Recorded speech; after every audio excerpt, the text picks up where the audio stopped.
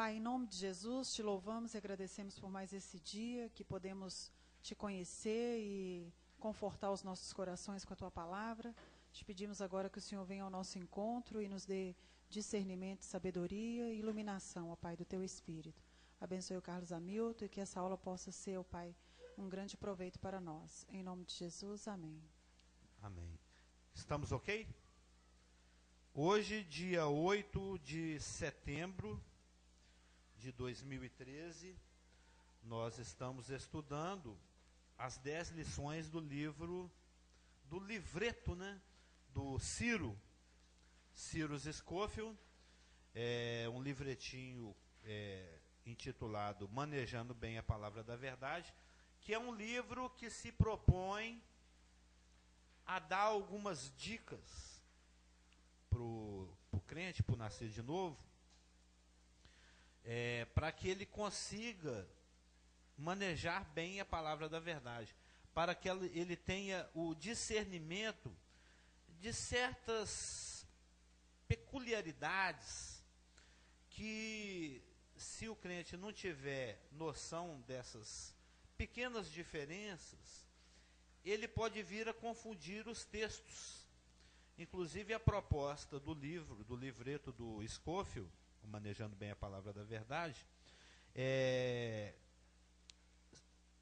tem o intuito de potencializar aquele conselho que o apóstolo Paulo deu ao seu discípulo Timóteo, em 2 Timóteo 2,15, onde está escrito o seguinte: procura apresentar-te a Deus aprovado, como obreiro que não tem de que se envergonhar, que maneja bem a palavra da verdade. Procura apresentar-te a Deus aprovado, como obreiro que não tem de que se envergonhar, que maneja bem a palavra da verdade. Ô Augusto, faz favor. Esse aqui é o gráfico que vai nos ajudar a acompanhar o estudo. Um para você, uma para Cida e um para o Jojó.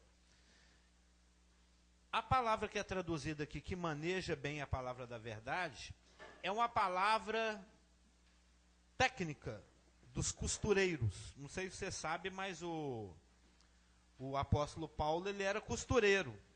Ele mexia com moda, né? Modas tendais. Ele trabalhava, para não dar motivos de escândalo, para que não fossem levantadas acusações assim: isso aí é pastor safado, ele só está interessado no dízimo, ele está querendo dinheiro, ele está montando igreja aí no planeta inteiro para ganhar dinheiro da galera. Então, para que não houvesse essa acusação, o apóstolo Paulo, ele fazia questão absoluta de não receber nada de ninguém. Ele se virava sozinho, pastor G.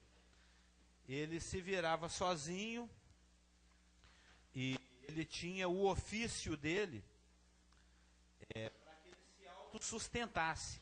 E o ofício dele era tendeiro. Né? Ele fazia e consertava tendas. Na casa dele tinha lá uma plaquinha: conserta-se tendas.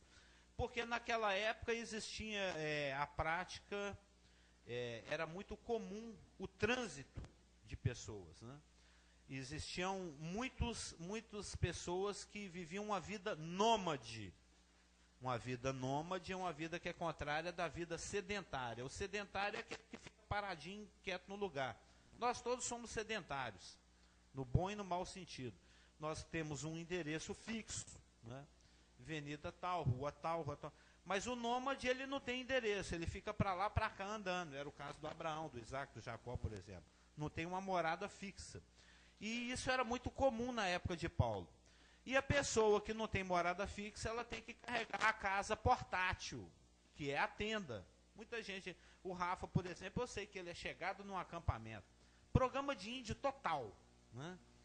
Ele já me chamou N vezes, eu não vou de jeito nenhum. Ele vai para a Serra do Cipó, mosquito, machuca o pé, volta todo descascando de tanto tomar sol. Programa de índio, ficar subindo em montanha, fazer fogueira. pescaria. Eu detesto isso tudo. Acho o maior programa péssimo tal de pescaria, acampar, subir montanha. Eu sou bastante urbano. O negócio é concreto, asfalto, iluminação artificial. Detesto essas coisas. Né? Ficar na frente do computador, baixando PPT, PDF, né?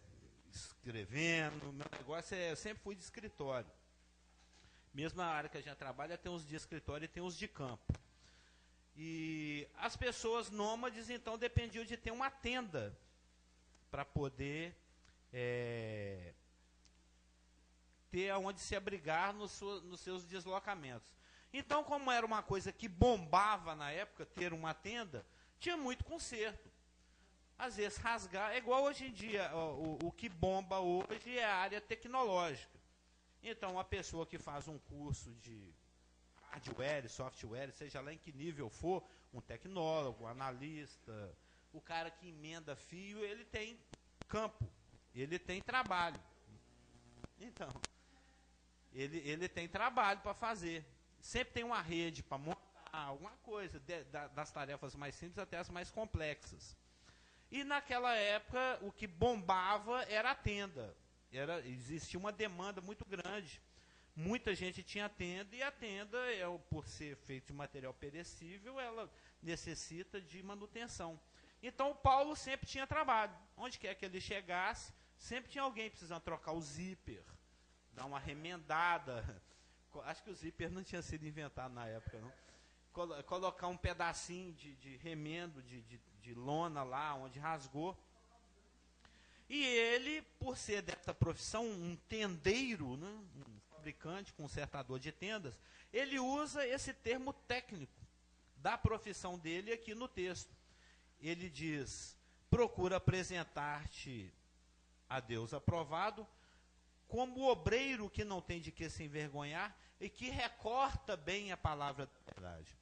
Ou seja, assim como ele com a sua tesoura, sua faca, sei lá, seu estilete, que instrumento que ele usava lá na época, ele tinha que recortar um pedaço de tecido na cor certa, no tamanho certo, porque o cara não vai emendar uma tenda, trouxe aqui minha tenda para você consertar. Beleza, deixa aí, semana que vem você volta.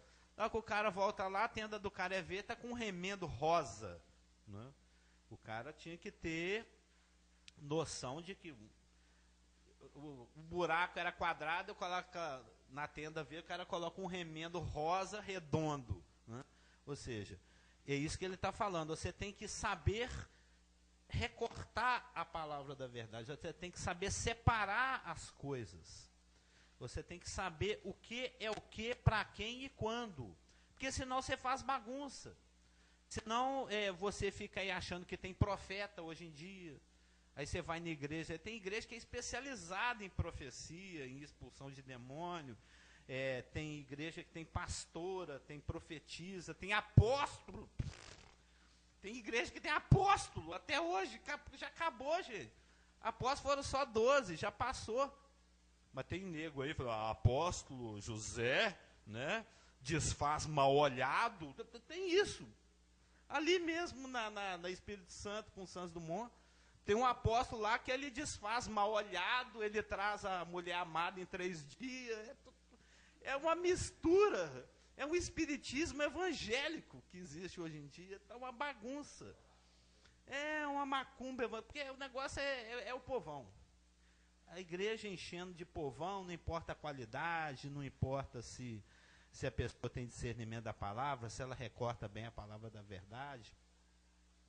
Então, é necessário que o crente tenha discernimento de o que, quando, para quem, para ele poder não fazer essas bagunças, para que a doutrina se mantenha de acordo com aquilo que está expresso aqui. E uma das coisas que nos ajudam a ter um entendimento correto do conteúdo escriturístico é você saber discernir as épocas. Você saber discernir os tempos. Né? Quando as coisas aconteciam, de que forma.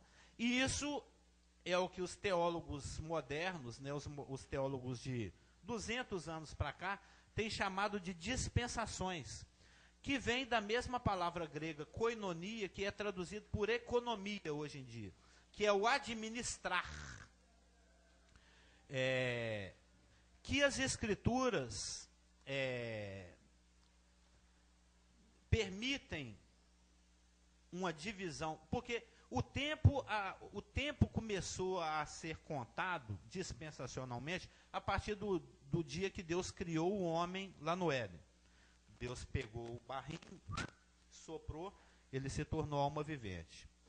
As dispensações começam ali. E vai até aquele dia que nós estamos estudando lá na casa do pastor Geraldo, quinta-feira às 20 horas, no estudo de Apocalipse, que é o dia que os céus e a terra passam, é estabelecido o trono branco, para então dar entrada ao que no gráfico aí, de acordo com o texto de Pedro, é chamado de o dia de Deus, lá no cantinho direito, ó, o dia de Deus, logo depois do final do reino aí, ó, o dia de Deus, que está em 2 Pedro 3,12, as Escrituras.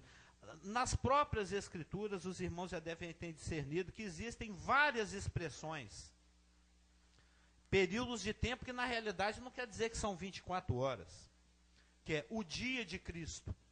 O dia de Cristo é aquele período de tempo durante o qual a igreja vai ter as suas obras julgadas.